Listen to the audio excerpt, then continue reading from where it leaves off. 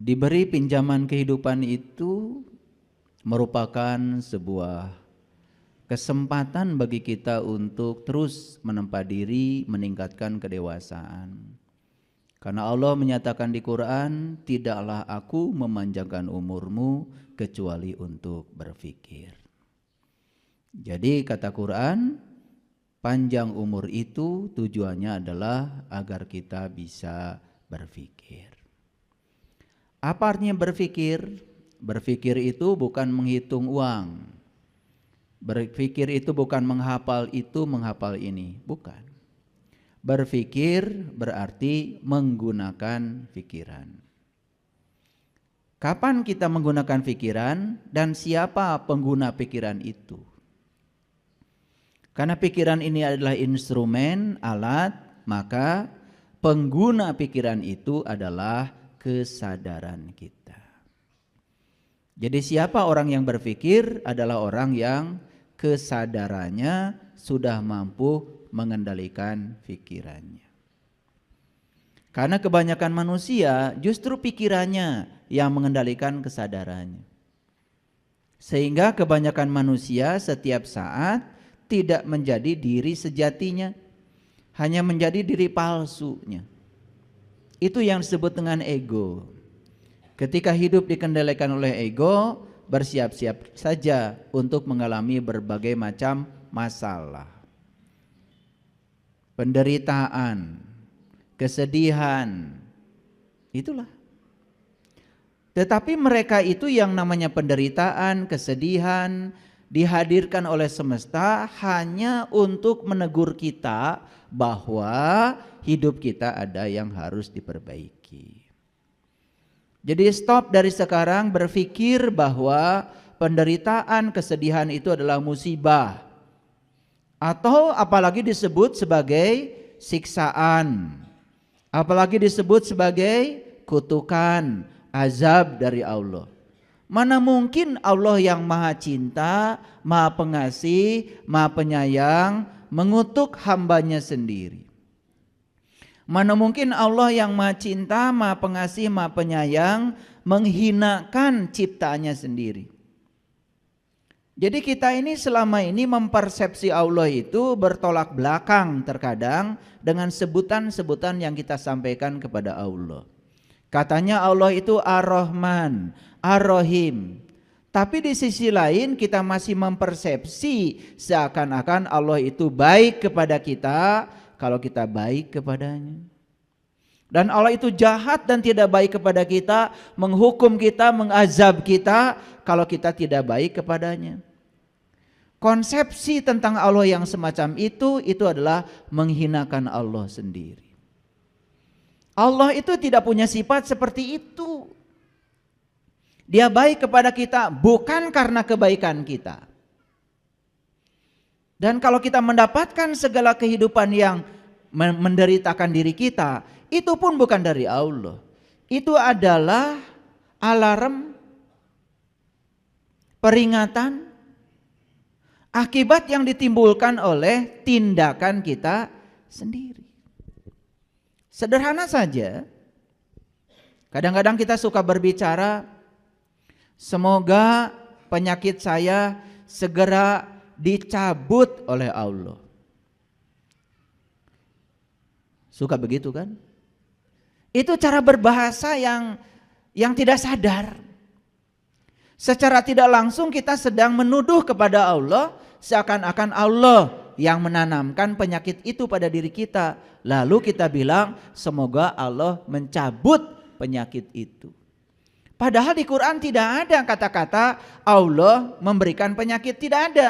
Tapi kata-kata bahwa Allah menyembuhkan penyakit ada.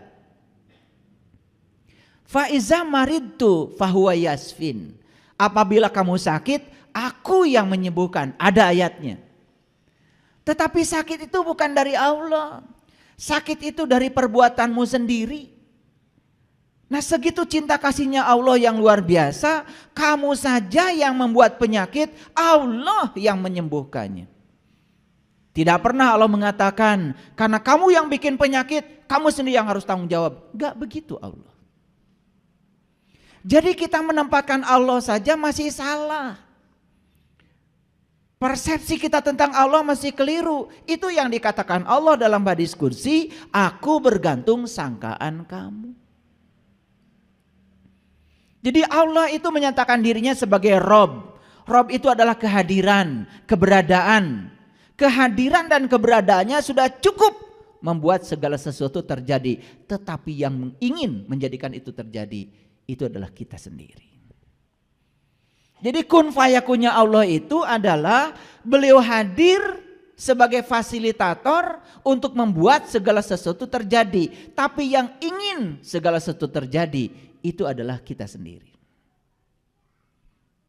Kita sang kreatornya, kita sang penciptanya. Allah itu hanya mengikuti apa yang kita pikirkan, yang kita rasakan, yang kita bicarakan, yang kita lakukan berulang-ulang. Itu yang namanya doa. Pahami itu. Kalau ingin hidup menakjubkan, pahami itu. Makanya kita harus keluar dari zona nyaman kita. Keluar dari kampung kita. Makanya di Quran surat An-Nisa ayat 66 Allah mengatakan, bunuhlah dirimu, keluar kamu dari kampungmu. Itu perintah. Dan jika kamu melaksanakan itu, maka itu lebih baik bagi kamu dan akan menguatkan imanmu. Itu Quran. Apa yang harus kita bunuh? Bunuh ego kita, bunuh diri palsu kita. Karena selama ini kita hidup dikendalikan oleh ego, diri palsu kita. Itu yang bernama pikiran.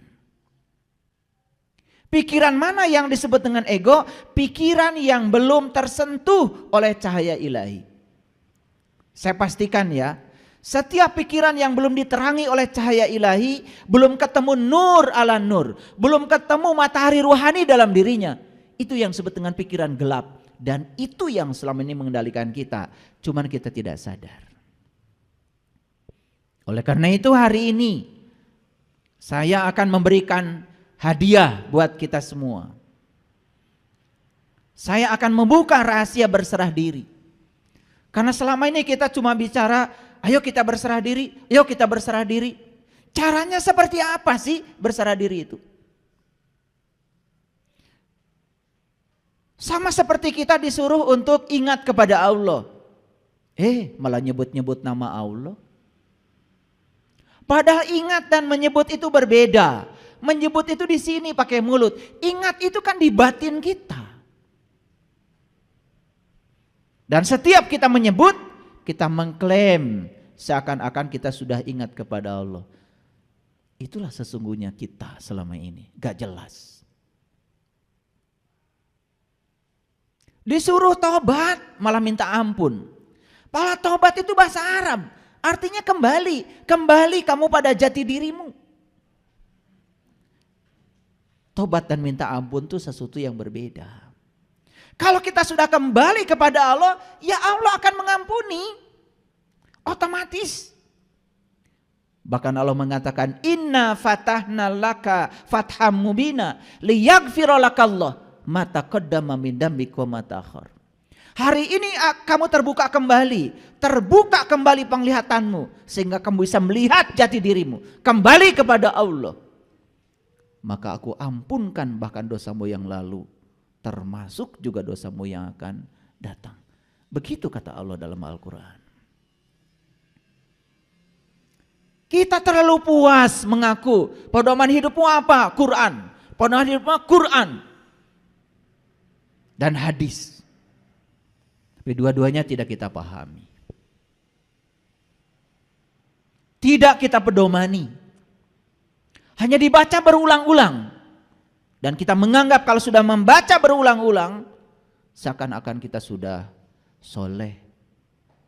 Padahal membaca itu baru tahap awal untuk memahami. Dan kalau kita membaca, kemudian kita tidak dapat petunjuk apa-apa dari yang kita baca, berarti kita melanggar ayat zalikal kitab la raiba fi hudan lil muttaqin. Jadi kalau kita tidak dapat petunjuk ketika kita baca kitab suci, berarti kita belum tahu apa itu takwa yang sebenarnya. Oleh karena itu, mari kita bersyukur kita telah diundang oleh Allah di tempat yang penuh berkah ini. Oleh karena itu mari kita sampaikan penghormatan kepadanya. Kita puji Dia bersama-sama membaca hamdalah. Alhamdulillahi Rabbil Alamin. Mari kita mohon ridho dan berkahnya. Semoga Allah membukakan pintu kecerdasan kita, terutama kecerdasan yang melampaui pikiran yang terbatas dalam diri kita.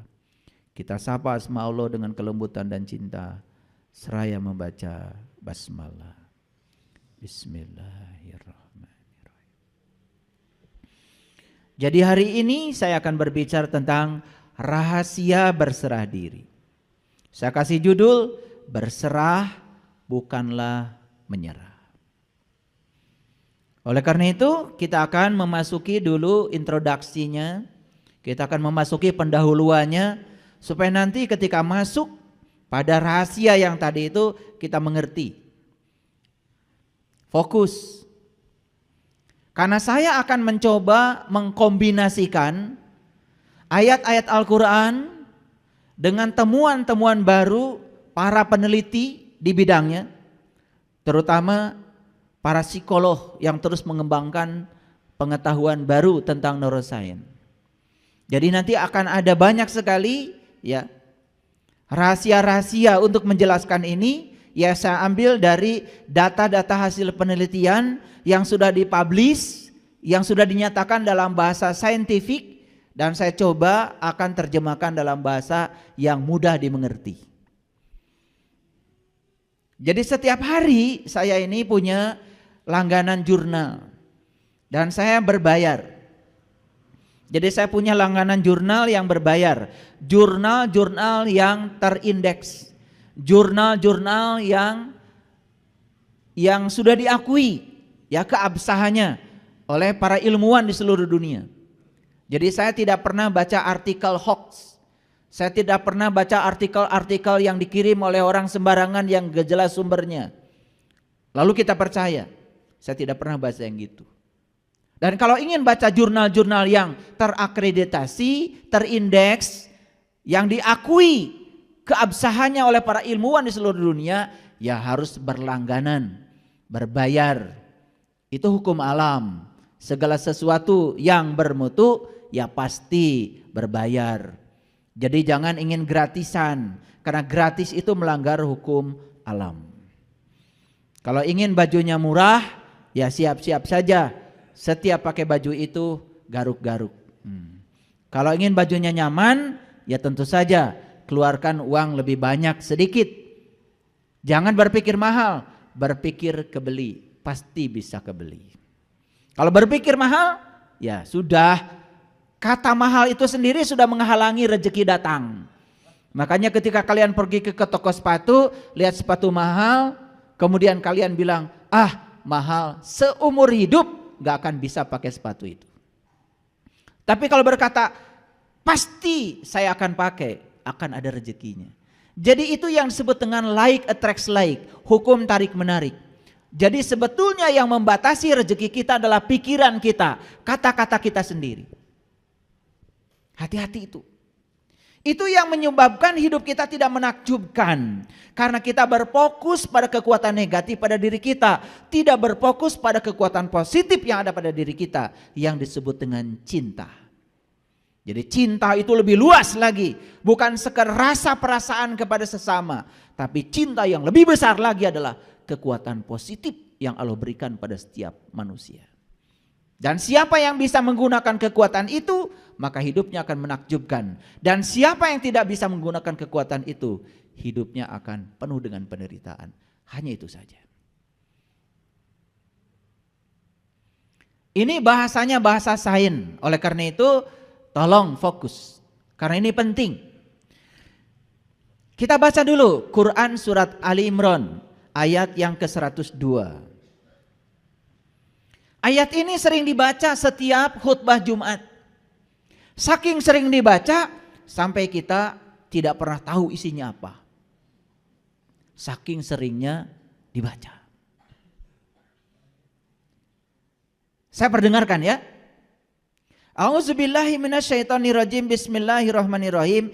Ya ayyuhallazina amanu taqullah haqqa tuqatih wa la tamutunna illa wa antum muslimun.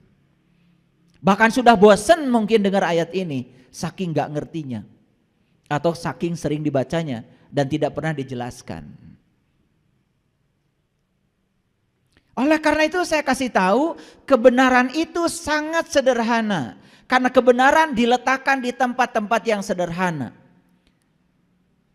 Kalau ada orang yang bercerita kebenaran ruwet, itu berarti bukan kebenaran. Karena ciri kebenaran itu sederhana.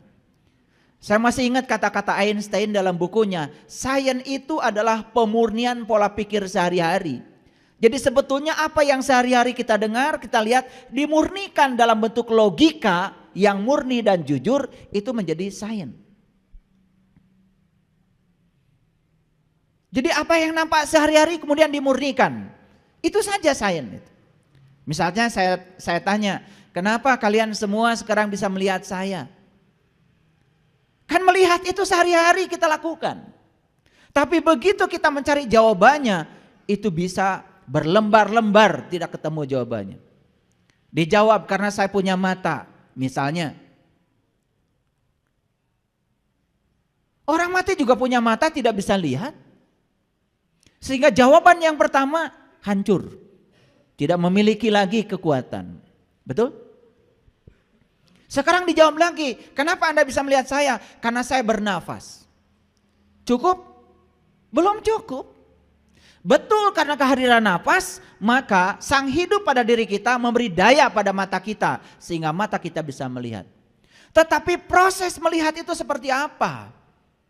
Oh, dijelaskan karena ada cahaya datang pada benda, memantulkan cahaya benda kepada mata, ditangkap oleh retina, kemudian dibiaskan ke dalam layar di mata kita. Cukup? Belum cukup. Bagaimana kita bisa menyatakan ini si A, ini si B, ini si C? Bagaimana cahaya itu dirubah menjadi sinyal listrik? Bagaimana otak kita mengerti? Kalau yang kita lihat itu pisau, yang kita lihat itu mangkuk, yang kita lihat itu sehingga kita bisa menyebutnya. Sampai akhirnya kita tidak menemukan jawaban lagi. Hanya proses sehari-hari tentang melihat kita aja tidak pernah tahu. Betul atau tidak? Kenapa kita tidak sampai di situ? Ya karena kita memang tidak pernah peduli terhadap semua itu. Belum lagi, kenapa kita bisa merasakan geli? Ayo. Nanti kalau ditelusuri jawabannya, nggak akan ketemu. Kenapa kita bisa membedakan ini panas, ini dingin? Gimana saraf kita secerdas itu? Sehari-hari kita cuman panas, menitiis, cuman gitu aja. Tapi mengapa kita bisa merasakan panas dan dingin? Bagaimana sel-sel saraf kita bisa membedakan itu? Pernah bertanya? Itulah. Semuanya abai. Akibatnya kita ya gitu-gitu aja kesadarannya. Tidak meningkat dari waktu ke waktu. Sama seperti saya bacakan ayat ini. Ayo kita dengarkan. Ya ayyuhallazina amanu. Stop sampai situ dulu. Hai orang-orang yang beriman. Kalau orang yang sadar ketika begitu mendengar itu. Hai orang-orang yang beriman. Dia pasti berpikir. Siapa yang dihaikan? Saya atau bukan? Jangan ngaku-ngaku dulu. Jangan ngaku-ngaku dulu. Kita terlalu biasa ngaku-ngaku barijeng tadi aku. Begitu di Quran ada kata-kata, hai orang-orang yang beriman, langsung saja serempak semasjid peserta Jumatan mengatakan saya. Begitu? Itu yang disebut dengan rarasaan. Bukan rasa. Rasa dan rarasaan itu beda. Rasa dengan perasaan itu berbeda. Perasaan itu hanya pengakuan saja. Sedangkan rasa itu kebenaran. Coba kalau ditanya. Matahari terbit dari mana? Dari timur. Terbenam di sebelah mana? Di barat. Perasaan atau rasa itu? Perasaan atau rasa? Tuh. Membedakannya gitu aja kalian belum tahu. Itu hanya perasaan kita saja. Kan matahari mah cicing. Kecuali matahari itu pagi-pagi nongol. Terus yang matahari itu kemana-mana. Cicing. Matahari itu adalah pusat tata surya. Yang bergerak itu bumi kita. Bumi kita tuh bergerak. Di samping dia berevolusi, dia juga berotasi. Dia tuh berotasi gini sambil berevolusi. Nah, bergerak di sumber rotasinya namanya rotasi. Mengelilingi sumber rotasi matahari itu namanya berevolusi. Kartos? Jadi matahari mah nggak pernah kemana-mana. Yang bergerak itu bumi. Sehingga akibat bumi itu berotasi dan berevolusi, terjadilah siang dan malam. Jadi terbit dan terdemnya matahari itu bukan berarti matahari itu pagi-pagi datang, sore tidak ada, bukan begitu. Karena bumi kita yang berotasi dan berevolusi. Jadi yang benar itu matahari itu diam, bumi kita yang bergerak. Itulah bedanya rasa dan rarasaan. Rarasaan teges sholat.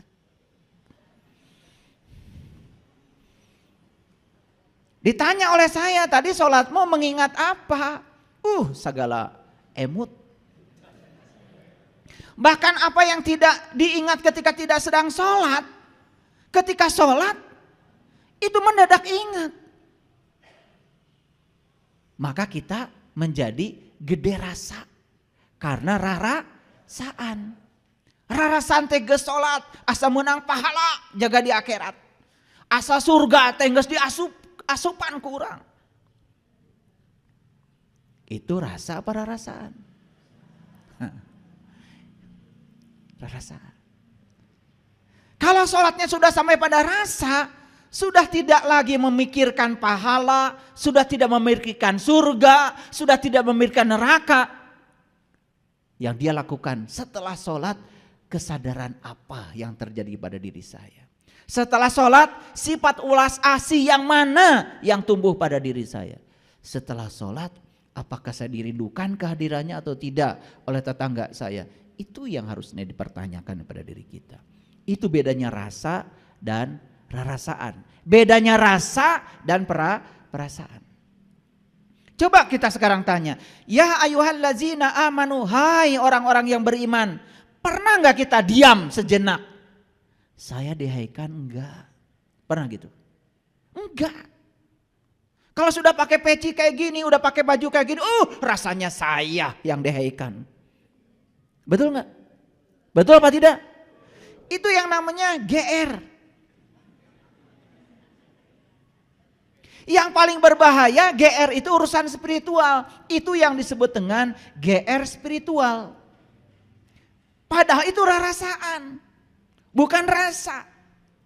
Kalau kita jujur, tanya iman itu apa? Pernah nanya? Gak nanya. Kalau nanya ada jawabannya. Kata Nabi, al-iman tasdikun bil qalbi wa ikrarun bil lisan wal amalun bil arkan. Kata Nabi, iman itu adalah pembenaran oleh kolbu. Tanya lagi lebih dalam lagi. Apa itu kolbu? Bagaimana cara kolbu membenarkan sesuatu? Harusnya gitu kalau ngaji. Dapat lagi jawabannya kata Allah. Langit dan bumi tidak akan cukup menampung zatku. Tapi kolbunya orang yang beriman. Itulah rumahku. Oh ternyata kolbu itu adalah rumahnya Allah. Kata Allah. Bagaimana kolbu bisa membenarkan? Kalau itu rumahnya Allah. Pertanyaan berikutnya. Setiap rumah pasti ada pintunya. Setiap pintu pasti ada kuncinya. Di mana Allah meletakkan kuncinya? Supaya saya bisa berkunjung ke rumah Allah. Agar saya bisa bertemu dengan dia. Dan bisa menyaksikan dia. Setelah itu saya bisa mengingat dia. Berdiri, duduk dan berbaring. Gitu gak ngajinya? Enggak. Karena orang mengatakan iman tuh percaya. Pokoknya percaya. Tong nanya. Kakara seri ayana ya.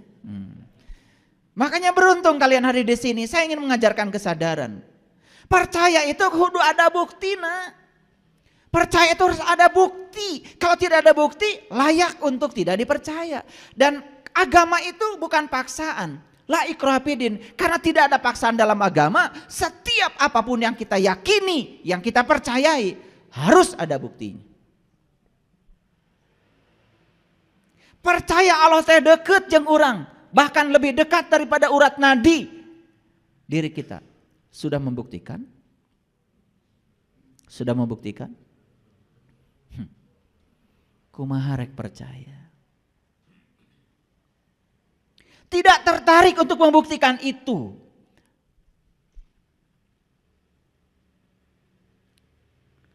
Jadi kalau kolbu itu sudah bisa membenarkan, maka lisan kita jadi benar, lisan kita jadi benar. Akhlak dan perbuatan kita akan mengikuti lisan kita. Itu yang disebut dengan jujur, selaras antara batinnya, kata-kata dan tindakan.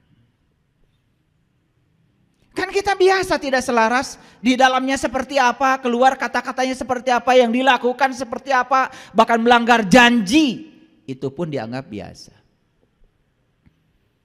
Padahal di Quran jelas-jelas dikatakan, ya ayyuhallazina amanu aufu bil uqud. Ciri orang beriman itu tidak pernah melanggar janji. Saya tanya, jadi ciri orang beriman itu tidak pernah melanggar janji. Jujur ya, suka melanggar janji? Jujur, suka melanggar janji? Masih ngaku orang beriman. Padahal ayatnya jelas, ciri orang beriman itu tidak pernah melanggar janji. Kita melanggar janji masih ngaku. Coba, geus puguh eueuh bauna masih ngaku tarasi. Karena nama itu baru ada, melekat kalau ada cirinya. Ngerti maksud saya? Ciri saya, ciri ceramah saya, itu punya ciri tersendiri. Hilang cirinya, hilang namanya. Karena nama itu ada kalau ada ciri. Ada alamatnya, ada adresnya. Betul? Pertanyaan saya. Ya ayyuhallazina amanu, hai orang-orang yang beriman. Berani ngaku saya yang dihaikan? Berani? Baru gak berani sekarang setelah dijelaskan oleh saya. Kemarin-kemarin sebelum kesini petatang petentengnya luar biasa. Betul? Bahkan menyesatkan orang lain itu biasa. Begitu orang lain beda dengan kita, sesat, murtad, kufur. Keheula. Itulah orang yang pengetahuannya sedikit. Gampang menilai orang lain. Saya tanya sekali lagi. Ya ayyuhallazina amanu. Siapa? Ya siapa? Berani menyatakan, terima kasih ya Allah saya sudah dihaikan. Berani? Hai para mahasiswa saya. Ada mahasiswa saya enggak di sini? Tiba-tiba ngacung semua. Loh, kapan daftarnya? Jadi kalau ada kata-kata yang semacam itu di Quran, ya ayyuhallazina amanu, stop, renungkan. Saya bukan. Kalau saya ini tidak layak dihaikan, gimana caranya supaya besok-besok saya layak untuk dihaikan? Belajar di Quran, surat Al-Mu'minun. Apa ciri orang yang beriman? Hadirkan ciri itu pada diri kita. Setelah hadir ciri-cirinya, baru dengan percaya diri mengatakan, semoga saya ya Allah. Cukup sampai di situ? Jangan berhenti di situ. Karena berikutnya ada tugas dari Allah. Ittaqullaha haqqa tuqatih. Ittaqullaha haqqa tuqatih. Kata Allah, bertakwalah kamu kepada Allah dengan takwa yang sebenar-benarnya. Pernah nanya, takwa itu apa? Melakukannya seperti apa? Kenapa ada kata-kata takwa itu harus sebenar-benarnya? Apakah ada yang palsu gitu? Pernah nanya gitu enggak? Enggak. Jadi mau maju gimana?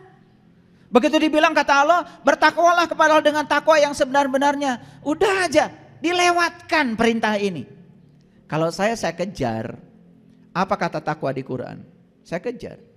Makanya ketemu jawabannya di Quran surat Al-Baqarah ayat 63. Wa id akhadna mitsaqakum wa rafa'na fawqakumut tur khudhu ma atainakum biquwwatin wazkuru ma fihi la'allakum tattaqun. Jadi takwa itu sebuah prosedur. Pertama mengambil janji, yang kedua diangkat kesadarannya, yang ketiga ditunjukkan oleh Allah di puncak kesadarannya. Allah menunjukkan diri di puncak kesadarannya. La'allakum wazkuru ma fihi. Setelah Allah menunjukkan dirinya, bertajali dalam dirinya, baru kata Allah, wazkuru ma fihi. Ingat yang aku tunjukkan kepada kamu. La'allakum tattaqun. Baru kamu jadi orang yang bertakwa. Jadi takwa itu prosedur. Mengambil janji, diangkat kesadarannya, ditunjukkan sesuatu di puncak kesadarannya. Ingat yang Allah tunjukkan. Itu baru takwa. Jadi siapa orang yang bertakwa? Orang yang sudah bisa ingat kepada Allah dengan ingat yang sebenar-benarnya. Itu haqqa tuqati. Gitu gak kita? Belum. Belum semua. Setelah dibahas gini baru sadar. Oh ternyata saya ini belum tahu. Tapi sekarang saya tahu. Kalau saya belum tahu, alhamdulillah. Can nyaho. Tapi geus nyaho yen urang teh can nyaho. Bagus. Daripada terus-menerus menjadi orang yang tidak tahu, tapi kita tidak tahu bahwa kita tidak tahu. Yang lucu banyak orang yang menganjurkan kepada kita harus bertakwa. Bari jeung teu dijelaskeun da manehna ge teu nyaho. Betul apa tidak? Banyak apa sedikit yang kayak gitu? Banyak sekali. Pakai sekali dong. Gak usah pakai 2 kali, sekali aja. Ya ayyuhallazina amanu ittaqullaha haqqa tuqatih. Jadi kalau begitu saya mau nanya, pintar apa tidak? Yang bisa takwa itu orang beriman atau orang yang mengaku beriman? Yang beriman. Dan tidak mungkin Allah tiba-tiba menyuruh seseorang sesuatu yang tidak dia lakukan. Misalkan ginilah, saya sederhana aja. Saya nyuruh nembok, pasti dong tukang tembok. Gak mungkin saya nyuruh nembok ibu-ibu sebelah sini, gak mungkin. Salah saya memberikan perintah. Sekelas saya aja ngasih perintah pasti mikir dulu. Kalau saya mau ngecat gedung, saya cari tukang cat dong.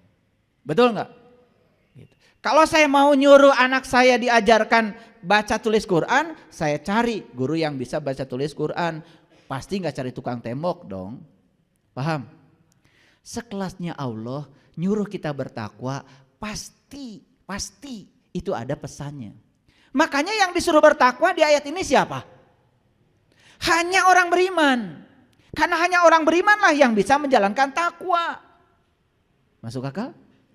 Nah kenapa kita selama ini tidak bisa menjalankan takwa? Karena belum beriman. Ngaku-ngaku doang. Supaya pengakuannya diakui, udah pakai dandanan macam-macam. Itu makanya ada lagu Pak Haji Sorban Palid. Da Palid Sorban oge. Pak Haji Sorban Palid itu orang yang sudah haji, tetapi sesungguhnya dia tuh tidak tahu apa esensinya haji. Berkunjung ke Baitullah, tetapi tidak tahu siapa yang harus dikunjungi. Palid dah Sorbana. Orang tua kita mau ngasih pelajaran tuh luar biasa. Ya. Nah palid itu bahasa Arabnya mabur. Paham ya? Ya. Udah stop dulu sampai situ. Karena ini kajiannya rahasia berserah diri dulu. Tapi tangkap dulu maksud saya. Siapa yang bisa bertakwa? Jawab dulu. Orang beriman. Apakah orang yang mau beriman bisa melakukan laku takwa? Gak akan bisa. Laku takwa itu spesial. Spesial. Karena kalau tadi saya jelaskan yang namanya takwa itu mengambil janji, diangkat kesadarannya, ditunjukkan sesuatu di kesadarannya. Allah bertajali seperti bertajalinya kepada Nabi Musa. Falamma tajalla rabbuhu lil jabal. Ketika aku bertajali di puncak kesadarannya Musa. Lalu Musa tersungkur dan mengatakan qala subhanaka tubtu ilaika wa ana awwalul mu'minin. Itulah awalnya imannya Musa. Kapan kalian mau bertajali kepada dia? Kapan mengawali iman? Tiba-tiba ngaku-ngaku sudah menjalankan takwa. Karena takwa itu sangat spesial. Tapi selama ini dengar kata-kata itu? Kita hanya menjalankan apa yang didengar kata orang. Yang penting sudah pakai baju takwa, langsung petantang petenteng jadi orang yang bertakwa. Nanti buka Quran surat Al-Baqarah ayat 63 ya, sampai di rumah. Nah, pertama syaratnya harus iman, yang kedua kalau dia bisa menjalankan laku takwa, hadiahnya apa? La tamutunna illa wa antum muslimun. Makanya kamu akan menjadi seorang muslim. Bahkan menjadi seorang muslim itu menjadi syarat mati. Kata Allah, janganlah kau mati kecuali kamu harus sudah menjadi muslim. Sayang sekali, muslim itu didangkalkan oleh kita hanya sebatas sebutan buat orang yang mengaku beragama tertentu. Padahal itu tingkatan tertinggi yang harus capai. Iman saja belum, takwa saja yang nggak ngerti, tiba-tiba menyatakan diri sebagai muslim. Aneh apa tidak? Aneh? Aneh. Padahal ayat ini berstruktur, sangat saintifik. Iman dulu yang benar, lakukan takwa secara terus menerus. Hadiahnya adalah kamu menjadi seorang muslim. Kalau hanya mengaku beragama tertentu, mudah apa susah? Mudah. Ditanya sama Pak RT waktu bikin KTP. Ibu teh jenengan saha? Idah. Semoga nggak ada di sini ya. Alamat di mana? Kampung ieu RT sabaraha RW sabaraha. Punten ibu, agama Islam Pak RT. Langsung jadi muslim? Menurut siapa? Menurut Pak RT. Itu yang sering kita tidak sadari. Apakah kita muslim menurut Allah? Pernah gak nanya gitu? Ya Allah, kata Pak RT saya muslim. Apakah kata engkau juga muslim? Pernah nanya gitu? Gak pernah. Kalau saya dari kecil saya nanya. Makanya kita sekarang sangat senang dengan istilah muslim non muslim. Dan kita mengatakan muslim siapa saja yang mengaku. Non muslim siapa saja yang tidak mengaku. Hanya sebatas itu. Padahal bagi saya muslim non muslim itu tidak sekedar itu. Bagi saya muslim siapapun keyakinannya, apapun jalan hidupnya, kalau dia sudah bisa berserah diri secara total kepada Allah, bagi saya itulah muslim. Dan siapapun yang belum bisa berserah diri kepada Allah, malah ngatur-ngatur Allah supaya Allah ngikutin keinginan kahayang manehna, bagi saya mah itu bukan. Bagi saya ya, jangan ikut-ikutan saya. Bagi saya ketemu dengan sahabat-sahabat saya, mohon maaf, akhlaknya lebih bagus. Dititipin uang tidak pernah korupsi, sepeser juga tidak pernah. Keyakinannya berbeda dengan saya. Hidupnya lebih bahagia, berkelimpahan bahkan hidupnya. Bagi saya, jangan-jangan dia, bagi saya itu adalah muslim. Tiap hari menebarkan kebencian terus saja. Menebarkan hoax, fitnah. Beda dikit orang lain dihujat. Hidupnya penuh dengan penderitaan. Jangan-jangan bagi saya nih, kayaknya bukan. Maaf ya. Maaf. Ini supaya kita jujur pada diri kita sendiri. Coba kita perhatikan. Kenapa syarat mati harus menjadi muslim? Kalau syarat mati mengaku beragama tertentu sangat mudah. Padahal urutannya iman saja belum dicapai. Takwa saja tidak tahu. Apalagi menjadi seorang yang berserah diri.